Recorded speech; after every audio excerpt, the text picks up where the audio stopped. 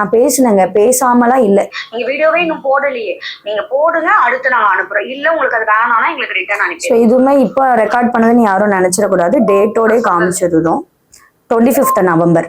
Reach ஆகுறாங்க நீங்க ஏங்கிட்டே. ஓகேங்களா? ஸோ அவங்க அதுக்கு என்ன சொல்ல வராங்கன்னா, நான் போட்டது வந்து எனக்கு ரொம்ப ரீச் கொடுத்தது. இது வந்து எல்லாருக்கிட்டையும் சொன்னாங்க. நான் வந்து என்ன ஒரு 70,000 80,000 பார்த்தாங்க, 1 lakh பேர் பார்த்தாங்க. அது பத்தாதா அவங்களுக்கு? அது பத்தாதா? அந்த வீடியோ போடும்போது எனக்கு மில்லியன் ரீச் இருந்தது. அந்த புடவை வந்து இப்போ ரீசெண்டா உள்ள புடவை இல்லை. இன்னொன்னு அவங்க போட்டு என்கொயரின்றது மேம், நான் ஒண்ணு சொல்லட்டுமா, எனக்கு ஒரு நாளைக்கு 5000 10,000 மெசேஜ் வருது. அப்ப எனக்கு 10,000 ப்ராடக்ட் விற்குது, நான் நம்புவீங்களா? ஒரு நாளைக்கு எல்லாருமே கேட்பாங்க இது என்ன ரேட்டு.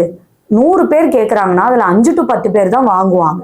அப்போ அவங்ககிட்ட ஒரு 20 பேர் விசாரிச்சாங்கன்னா அதில் ஒருத்தர் வாங்கியிருப்பாங்க. அந்த ப்ராடக்டோட ரேட் 1400 ஒரு ப்ராடக்ட்ல 200 லாபம் வைப்பேன். அதுல எனக்கு லாஸ் தானே. ஏன்னா அவங்க வந்து பேசும்போது இந்த 2 மாசம் மென்ஷன் பண்ணவே இல்லை. அந்த மேம் அவங்க மேல தப்பு இருக்கும் போது எல்லாத்தையும் கட் அண்ட் பிளே பண்ணி நான் எதையுமே கட் பண்ணணும்னு எனக்கு அவசியமே இல்லை.